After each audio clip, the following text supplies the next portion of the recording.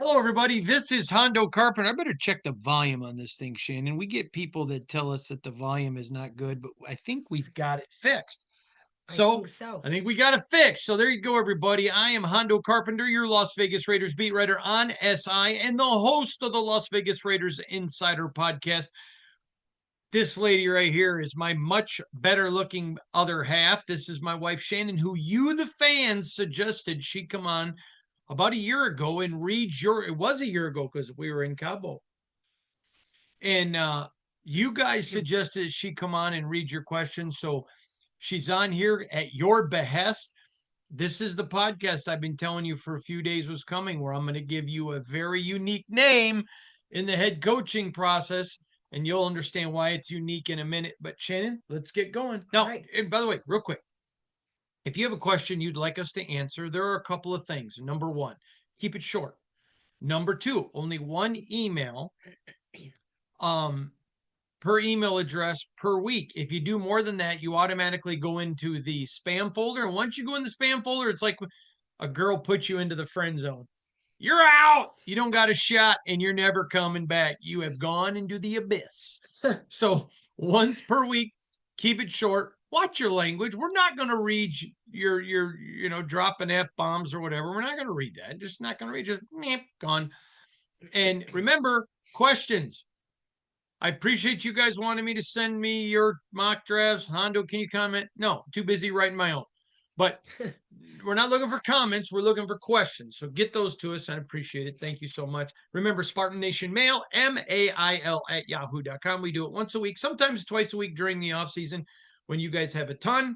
And then what happens is the staff looks at them and then says, is there a theme, like multiple questions? So I was told this week we got more emails than we've ever gotten before. We have a very long list. Oh, we do? Mm-hmm. And so there were several of them that had huge amounts of themes.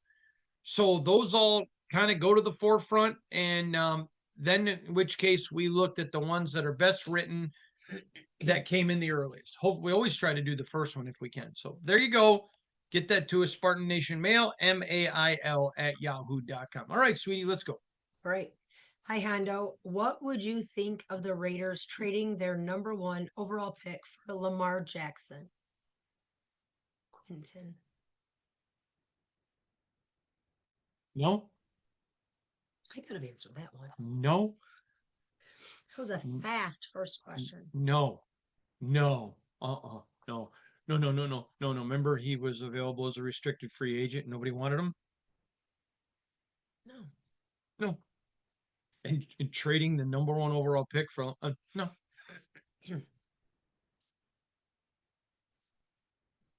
No.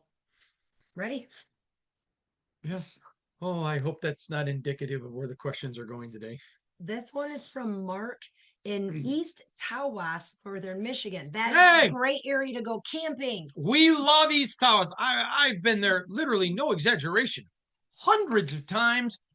Great coyote hunting, great rabbit hunting, great hunting, period. East Tawas is one of our favorite places. In fact, we've thought about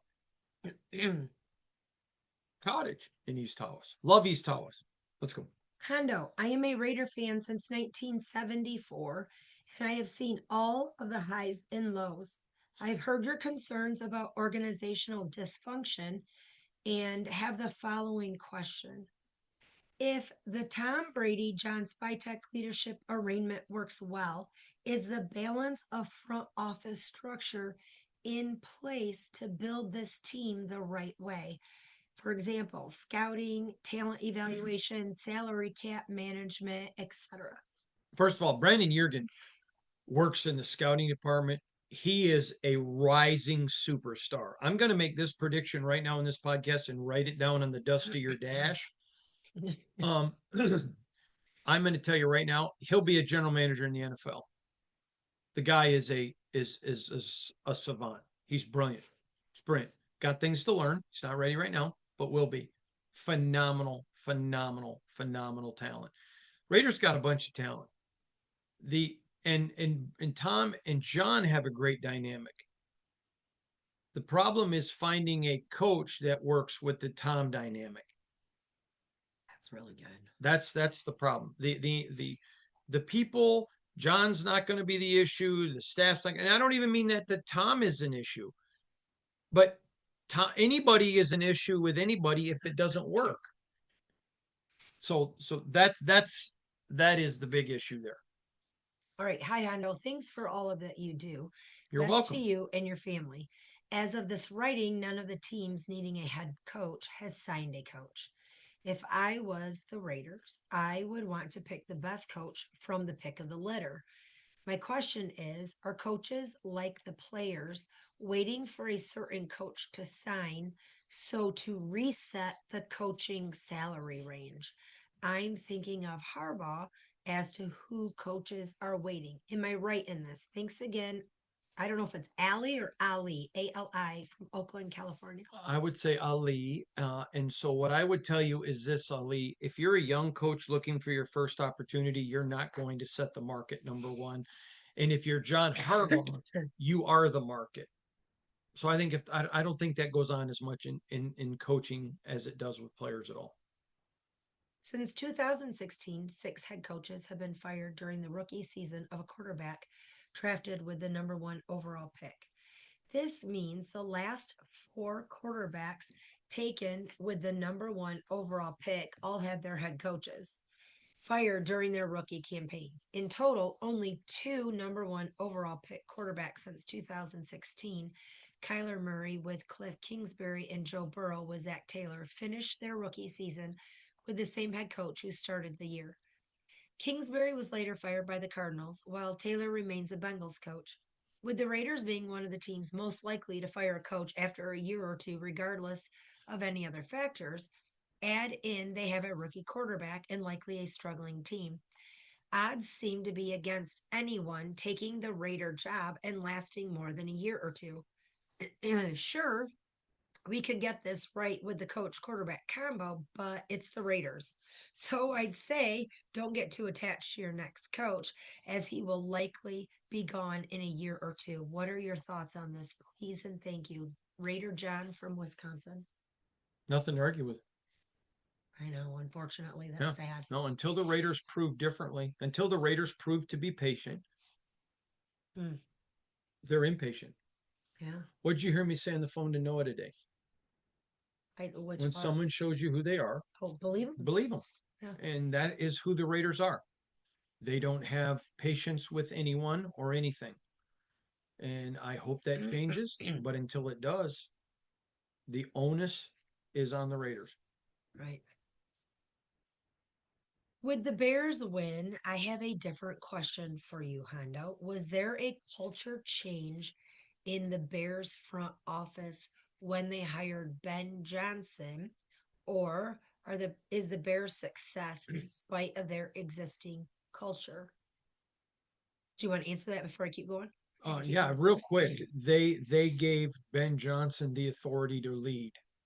The front office didn't meddle in what Ben did. Okay, yeah. Raider fans would love to see the same success that the Bears are having this year, but we're all concerned that Raiders ownership in the front office will get in their way.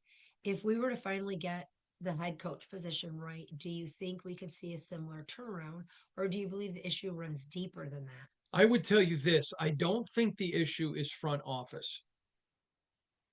And I want to make it clear, I'm not picking on anybody. But Tom Brady is going to dictate exactly what he wants. And I would think that I don't think John Spytek is going to go say, "Hey, I don't like this. I'm going to get in the way." I could see Spytek saying Brady doesn't like this, so I'm bringing it up. Yeah. But I don't. And again, that's where this doesn't mean Tom's wrong. You just have to find a coach that fits the dynamic. This is why we keep going back to a young coach. So the rest of his email then says, I am torn between whether their struggles are due to a lack of talent or if it's largely the result of coaching. Best regards, Jason. Well, I've seen this team with a lot of talent. I've seen it with no talent. And we know what it has in common? Losing. Harry, that answers the question. Okay, next. I listen to your podcast because a majority of your content is represented as the opinion of people in the organization or league. This isn't to call you out, but it was a little concerning to hear you state that you put out red balloons at times. Can you elaborate on the process behind this so that in the future I can discern this information when it's presented? Thank you for your work and I hope your family is well. Chris from Baltimore, Maryland. Well, Chris, first of all, I appreciate your email. I don't know why you would think I would think it's calling me out. I want to go back to a comment I made that I absolutely own because it was truthful. I was talking about red trial balloons that go up. And so I'll give you an example. I was told by leadership with the Raiders that they were considering Mac Jones. And it was after the year after um, Josh had left the Patriots. It was going into Josh's second year that they were considering. And so I wrote extensively about Mac Jones. And when I followed that back up with somebody who had given me the information, I said, "Hey, where is it with Mac Jones?" He goes, "Did you see the response to what you wrote?" I said, "Yeah." And they go, "Yeah, no thanks." So it was not a place where I was floating a trial balloon intentionally. I won't do that. But it was a place where I gave information that turned into a trial balloon. That if you've ever been to a skeet shoot or a clay pigeon shoot, Raider Nation grabbed their shotguns and started shooting that balloon out of the air. They didn't want that. Now they look back, you probably did. Um, there are times that you'll get information, um, and like for example, the Brian Flores, I believe, was a 100% trial balloon. Okay, I didn't run it for a reason. Someone else did. It was a trial balloon. I don't intentionally run a trial balloon. I will run things like the Mac Jones that I know or believe was 100% truthful. They were looking at Mac. That turned into a trial balloon, but I don't specifically run it. Like if somebody said to me, "Hey, we're not sure we're interested in this. We'd like to throw this idea out there." In that case, I would say, here is a possibility that I think is being thrown around. Or I would say, here's an idea that some within the organization are kicking around. I would do that because that would be truthful. But I would not, like I did with Mac Jones, they are looking at it. They were looking at that. And I know it for a fact. And because the person who told me was the one doing the looking. Let's go. Okay. Best wishes to you and your family. After watching the Hoosiers and Ducks Friday, do you think the Raiders have made up their minds on the quarterbacks, or do you think they will trade back? Personally, I think Mendoza would be a refreshing and incredibly positive face of the franchise to build around for the foreseeable future. Team player with no ego. Please, please don't let the Raiders mess this one up. Sincerely, Nick. That is a great email. I really like Mendoza. I've been telling you guys since before the season started that they like Mendoza, before it was even popular. I would say right now it's 65% it's Mendoza, 30% that it is a trade, and 5% if Dante comes out, which I'm not certain that he's going to, and somehow he's able to address those concerns. But I've been telling you for weeks, a lot of people think Dante will go back to Oregon for the largest NIL deal of all time. That's not factual, just thought process. And had a lot of people disagree with me. No way, he's coming out. He's coming out. I'm just telling you what I'm hearing. And boy, I think it would be awful hard to sell that one to Raider Nation. But if that's what they think, if I'm Tom Brady and I'm convinced Dante Moore is better than Mendoza and he's my guy, I don't care what anybody thinks because I'm going to be judged. Right. Well, I'm going to be judged. And I'd rather, yeah. So there you go. all right. I have to bring attention to the huge mistake the Raiders made by beating the Chiefs in the final game. Isn't that the truth? By doing this, we lost out on having the first pick in all the other rounds but the first. The first pick on day 2 can be a huge bargaining chip. Monster bargaining chip. I feel like this mistake has been completely overshadowed because we have the first pick in the draft. Please tell me where I'm wrong. You're not. I've been. Mr. Staley. Who is it? C. Staley. Mr. Staley. You're not, and I've been hammering this. Yeah. It was a cost the Raiders dearly. Cost them dearly. Okay. Hondo. When teams are interviewing potential coaches, Raiders in the case, who actually does the interview? Is this a Mark Davis by Tech Brady or a more collaborative effort? Or is this just a Mark Davis solo endeavor? When I think back to Gruden, Sean Payton, and others that have interviewed, Al was the dominant presence, and the whiteboard sessions were legendary.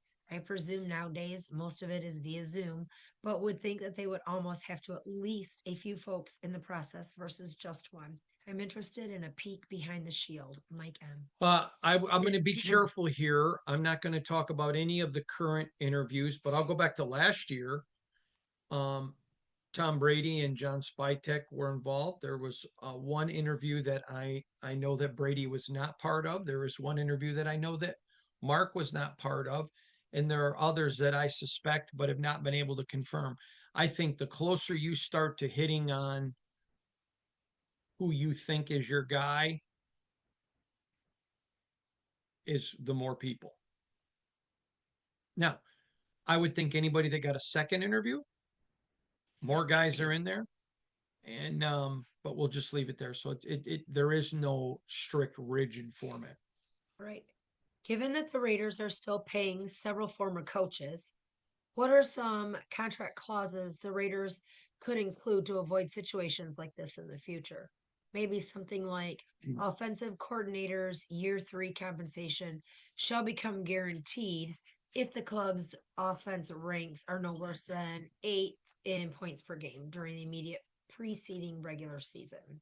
Christopher from Ontario. Great idea. Never going to happen. You're never going to get people. You're never going to get quality people. You have to, if you're the Raiders now, you have to overpay or get desperate people. So if you're comfortable dating desperate people, if you're comfortable hiring them, great. But if you want the best ones, your reputation, you're going to have to pay. That does not work. That question almost sounds like a prenuptial. Yeah. It's like my dad always said to his children, to his sons, if you need a prenuptial, that means don't marry her. Don't marry her, because you're walking in already with one foot on a banana peel, just in case. No, wait until you're sure and you've heard from God, and then you don't need a prenuptial. And it's like he told my sisters, don't ever, if a guy wants a prenuptial, say, hey, that's okay. I'll wait for the guy that doesn't think he needs that with me, because I'm going in committed. So, Yeah, yeah, it reminded me of that. no. And if you're the Raiders, you've already precluded yourself. If Steelers, maybe, but I don't even think then. But Raiders, no chance, unless you're just going after somebody desperate.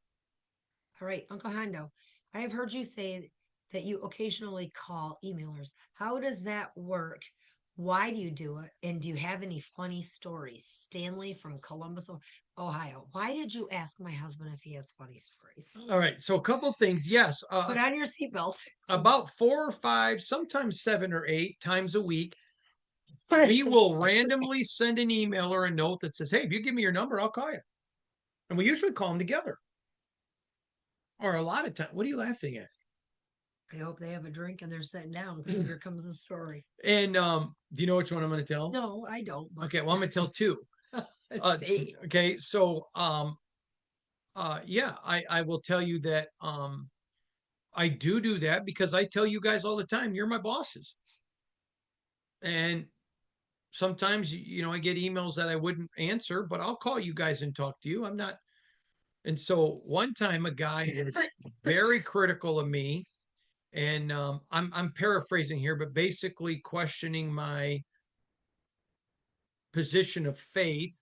Oh, yes, I forgot about this. Because Shannon and I have said, oh my God, how dare I use the Lord's name in vain? Well, first of all, if you understood what using the Lord's name in vain is, it literally, that doesn't matter. I'm not going to get into preaching. And and then second of all, because I used the word piss, and yet you do know, was it piss or something? I think it was. Okay, and yet I hate to burst your bubble, but let me just grab this super quick if you don't mind. Let's just look at the word piss in the Bible. 1 Samuel 25:22, 1 Samuel 25:34, 1 Kings 14:10, 1 Kings 16:11, 1 Kings 21:21, 2 Kings 9:8. I guess the Bible's not very spiritual. Uh, I don't care. We laughed. I know we That laughed. was a good And so what's story. funny is I said, hey, I'll be glad to talk to you. And then it was basically like, oh yeah, you'll never do it. So I call them and it said, I'm sorry, but the number you're calling from doesn't accept calls from private numbers. Well, I'm a public figure. I don't call you from my phone. I call you from a private number. So I said, hey, just want to let you know I tried calling you. And then they go into this diatribe. I most certainly do not. My phone does not block stuff. Whatever. I don't care. Spam. I'll never answer. That one was hilarious because I was just calling to explain to them. I think it was because I also said the term "don't bitch," which means complain. I have no idea why people think that's. Oh, bitch, complain and moan. Bitch, moan and complain. Whatever. So the point is, yeah, that one I thought that one was absolutely hilarious because they're trying to act all religiously tough. We have a Bible verse for that one. Yeah. Anyways, but doesn't matter, and I just laugh. And then, we had another one recently where a guy, his daughter had type 1 diabetes. What was her name? Was Emerson. And yeah, we got a chance to pray with, for his daughter. Still, we prayed for a few times, not just once or twice. And then, just got to talk to a lot of people. And I just think it's a way to stay engaged with your audience. And how do I choose to do it? Well, don't ask, because if you ask, I won't. And again, I have no idea how we pick. It just kind of happens randomly. It's kind of like you can tell when people are emailing because they want you to give them stuff. And I'll let Shannon read them and she'll be like, oh, geez. And then there are times when you're like, no, they're not asking for anything. Yeah, I'd like to do something nice for them. And you just never know. And we call sometimes critics, we call sometimes agreeers. There is no rhyme or reason. There you go. All right. Thanks for the time and effort that you put into your craft. Oh, wait. But don't bitch if we don't call you. Let's keep going. Keep going. A long time fan. How long? Long? Long. Who appreciates your access to the truth about the organization. Spytech, on 2 occasions during his press conference, stated he was not going to make decisions based on immediate results.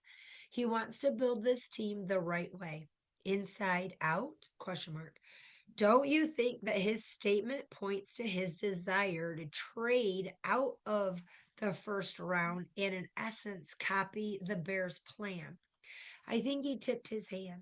What is your take on his comments? John from Round Rock, Texas. I think you're being insightful, but I think you're missing some of his other comments too. He talked about offensive line and free agency.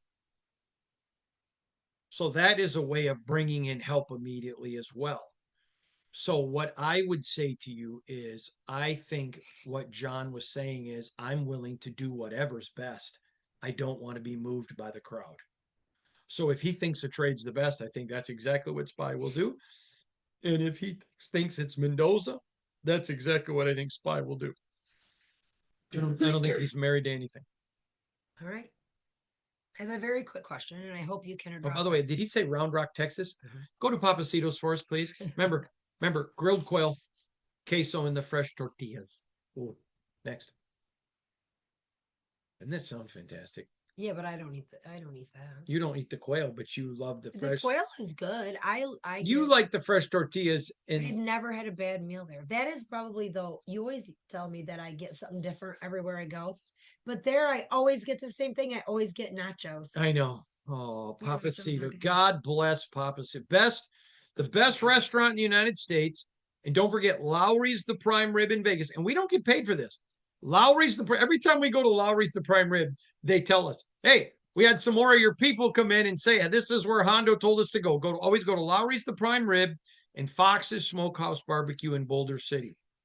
Can never go wrong. And always, if you're in America and you get one restaurant, Papacitos.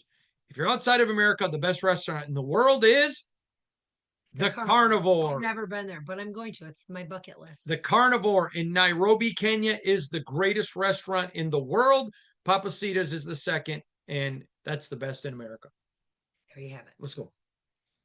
I have a very quick question that I hope you can address. How active was Joe Philbin in assisting Brennan Carroll with the O-line? There are stories of players saying they were confused and underprepared, which seems bizarre if Joe was actively involved. I get these are unsourced rumors, but you have told us that Joe is a legendary coach, and I assume if he had worked with BC, the O line would be better. Thank you, sir. John from Seattle, Washington. John, great question. Joe Philbin is an absolute legend, a freak of nature, a tremendous coach. And I will tell you that those rumors are that there were times they were unprepared, were truthful coming out of training camp. There were a lot of things that they practiced on that didn't get used. When I do my deep dive article, which will come mid-March or after the draft, right now I'm leaning towards after the draft, but it could come mid-March. I'm going to get into that in a lot of details, but John and Brennan had bosses. That has become a theme. Mm-hmm. One of these days, I think a lot of people will pick up on your themes. You think so? Let's hope so. Hondo, if cost and nothing mattered, who do you think Tom Brady would like to coach the Raiders? Again, if nothing mattered. If nothing mattered, Josh McDaniels. You're kidding me. No, come on. Think back to the phone call. The Raiders lose to Detroit. Think about that call that I got in the car. This is where I wish we would have read these together in advance. So I'm going to tell you this. I was told by someone in the organization. I was not told this by Mark, and I was not told this by Tom Brady. Okay, I want to make that clear. However, the person who told me would absolutely know. Give me a piece of paper. I'm going to write down who it is. And you can. I think I probably already know. You know who this is. Yeah. Because now you remember the phone call. I was told that when Mark got ready to fire Josh McDaniels, Tom wanted to convince him not to get rid of Josh McDaniels. And Mark did it. I know Tom and Josh are tight. If Tom had been here when Josh was here, Josh would not have been fired. If Tom would have been here when Josh was here, Josh would probably still be the coach. I've been telling everybody I was going to get to this name. And I think if there were no consequences and no cost, it would be Josh. Now, I'm not reporting he's coming back, but that is a name. If I was asked who would Tom want, I 100% believe that's who Tom would want.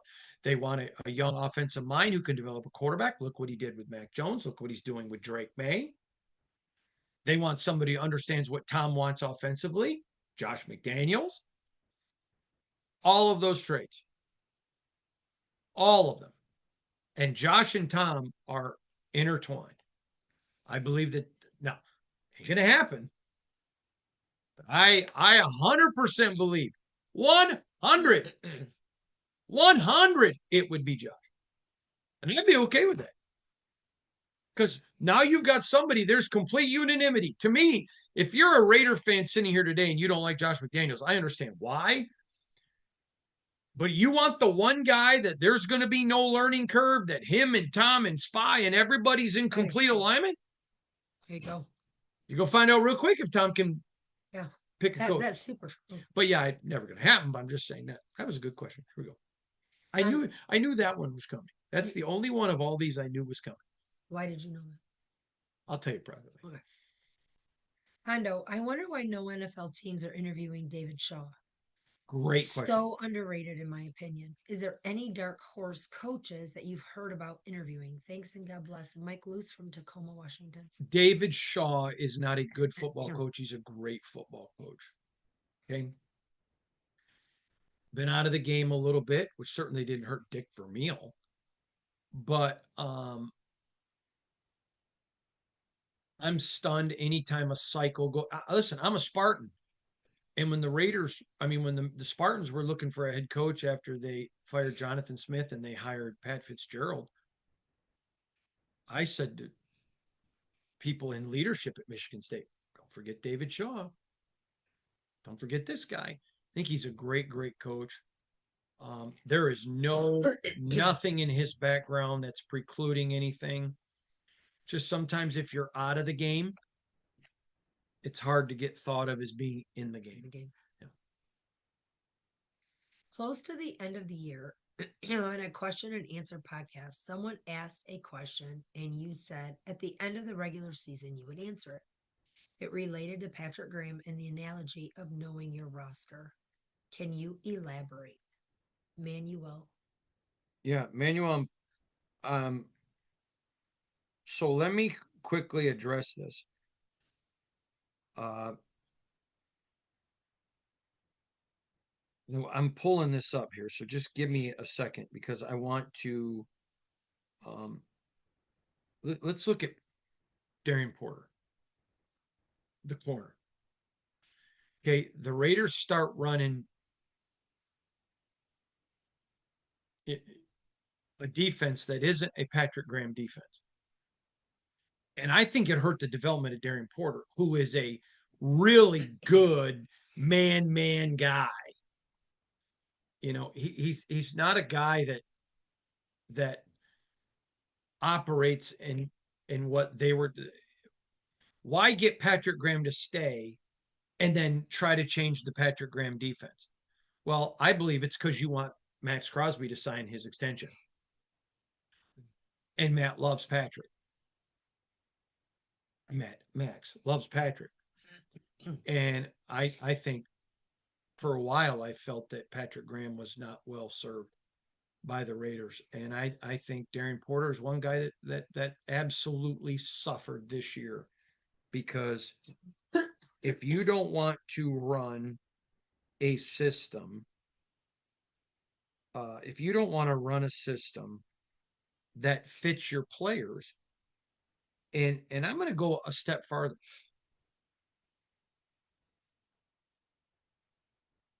You've got to have unanimity so your general manager is evaluating players that fit your scheme.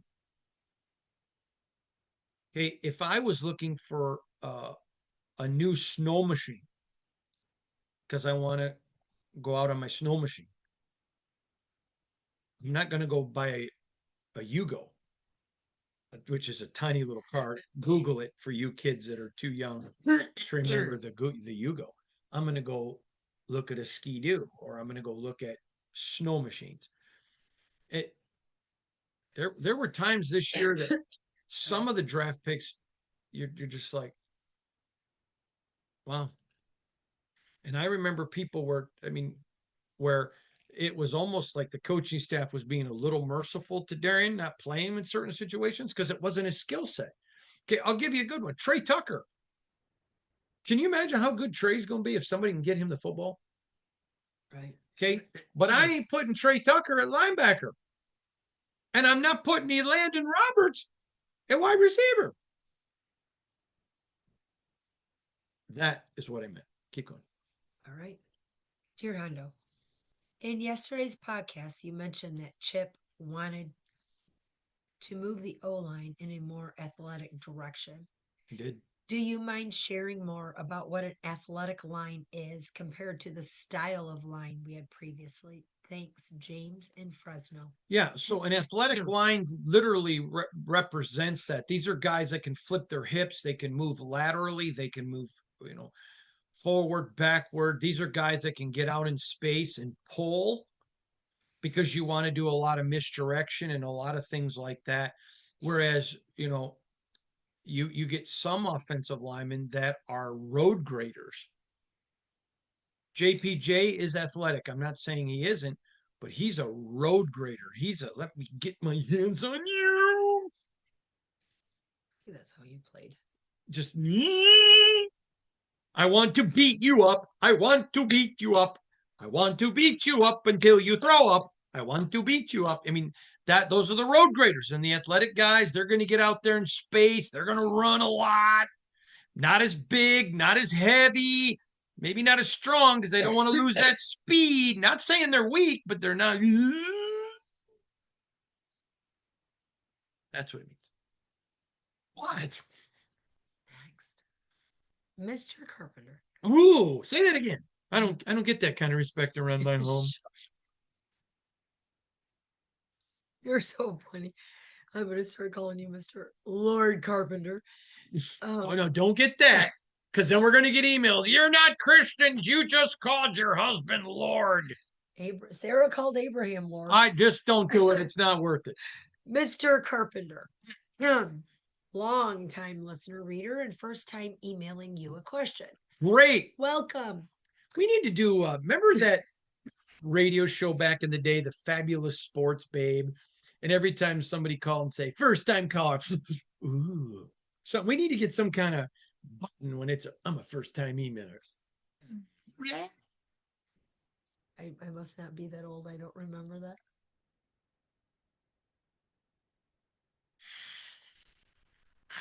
I still don't remember that. Okay, now back to the question. All right, back to the question. Okay.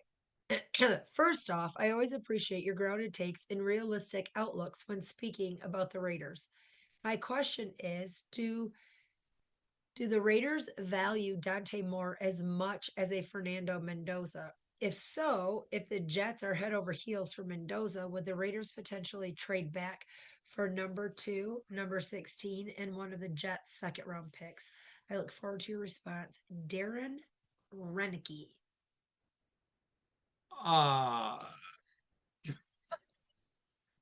I'm going to tell you what, this is a really good question. I'm going to tell you that there's a lot of time left to change this. I don't think that the Raiders look at Mendoza and Dante the same, but it doesn't mean they can't and they won't. Let's first find out if Dante's coming out, number one. And which at the time of this taping, he's not declared anything, number one. And number two, I believe that they have Mendoza higher. I want to make sure I choose my words here. It is Hondo Carpenter's opinion that they value Mendoza higher than Dante. But if that changes and Dante comes out and you can trade for a 2, a 16, and a 2, great. You ain't getting that. You ain't going to get that. Not for one spot. But there you go. All right.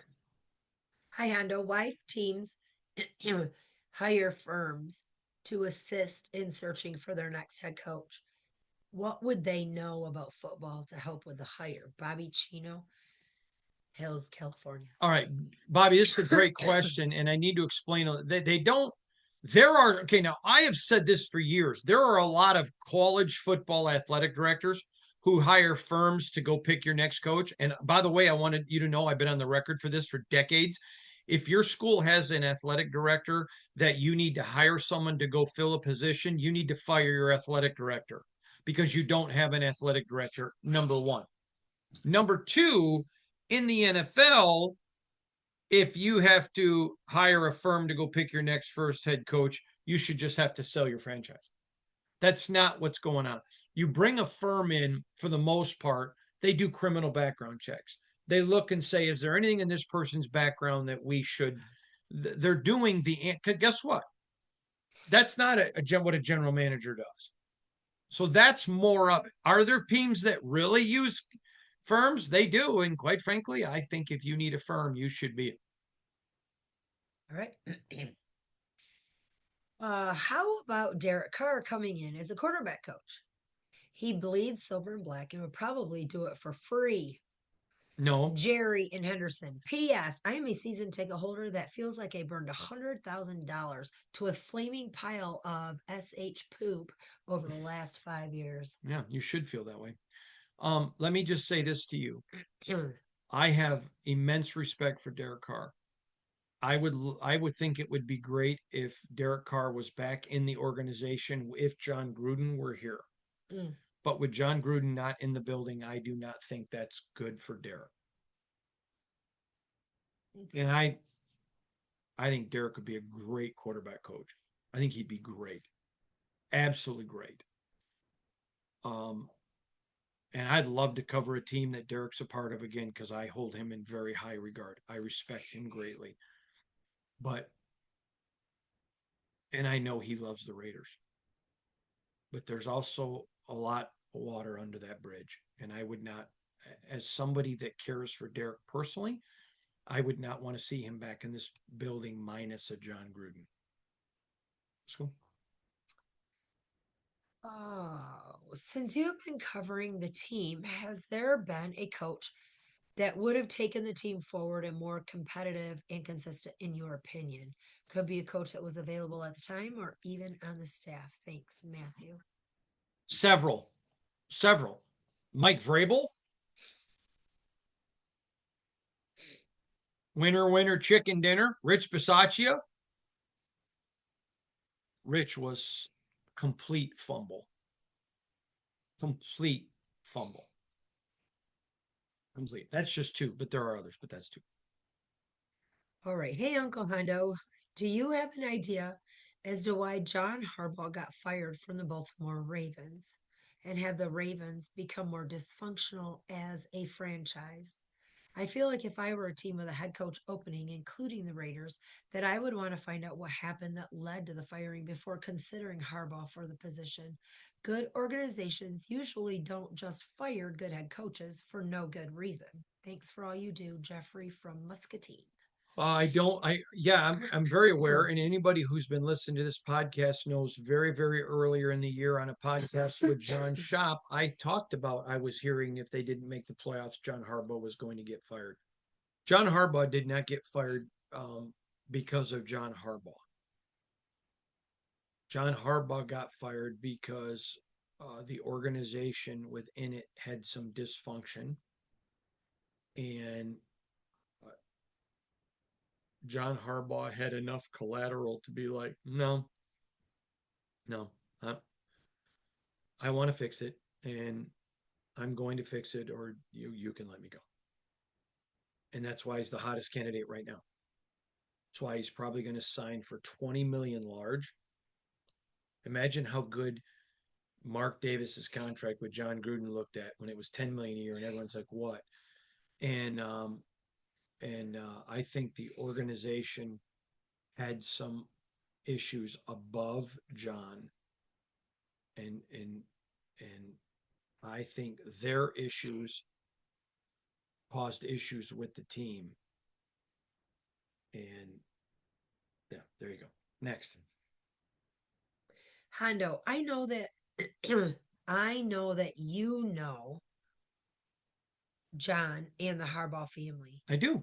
Did you say last year when talking about your visit with him at the NFL owners meetings that he has a house near your cottage in the Upper Peninsula of Michigan? Why not him in Las Vegas? Should have been Jim. Should have been Jim. Very fair. That's another name that would have totally turned this around. But they're not going to give him the authority that's the theme. That's as total as the theme. And so John's not going to come. He's going to want too much money, too long of a deal, fully guaranteed, and too much authority. It's not, again, if the Raiders say, you know what, we learned our lesson, great. Exactly. I would love to have Harbs here. I love Johnny. Love him. Love the family. Their dad was a legend. Their mom's hilarious. Their sister, married to Tom Crean, is Joni is just beyond funny.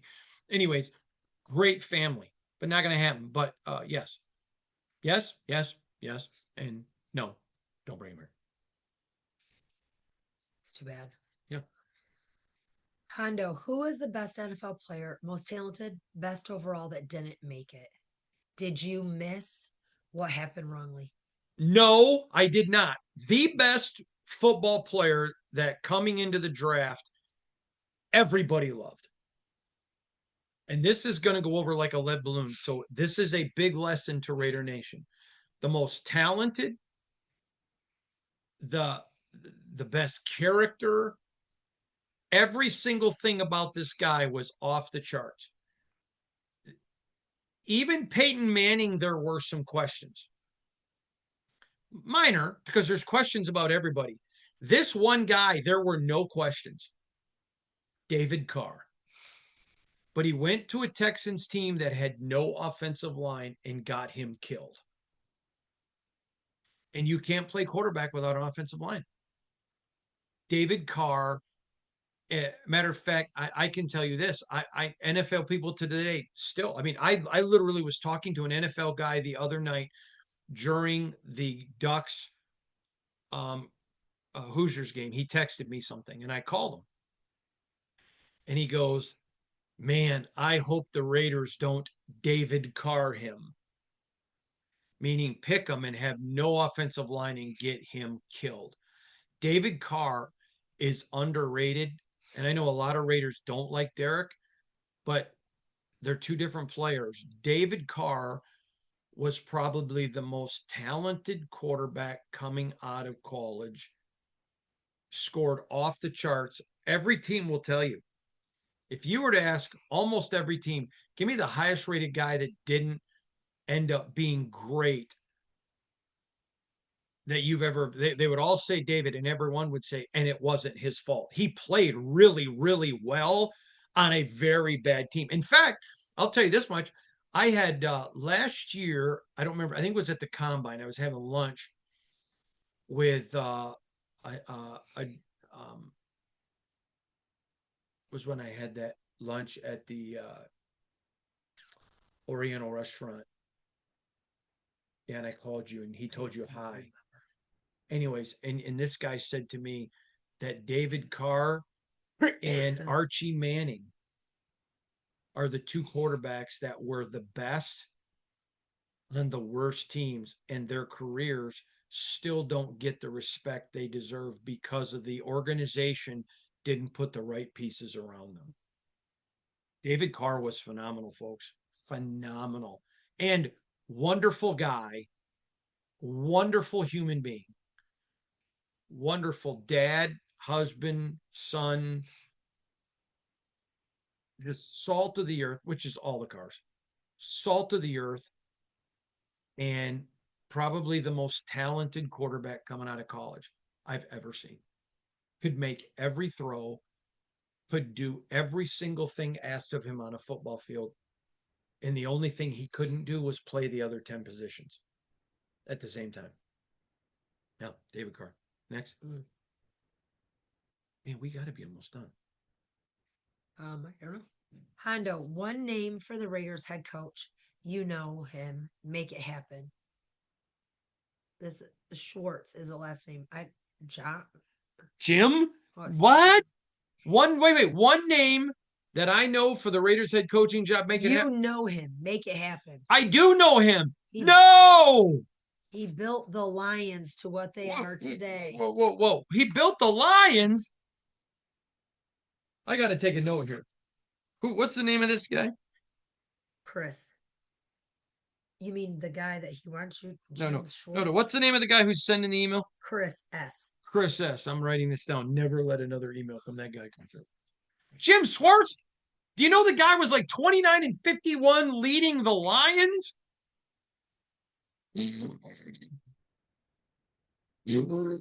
DC? Yeah, all right. Head coach? Why don't we go get Marty Morningwig? What about Teddy Ruxpin?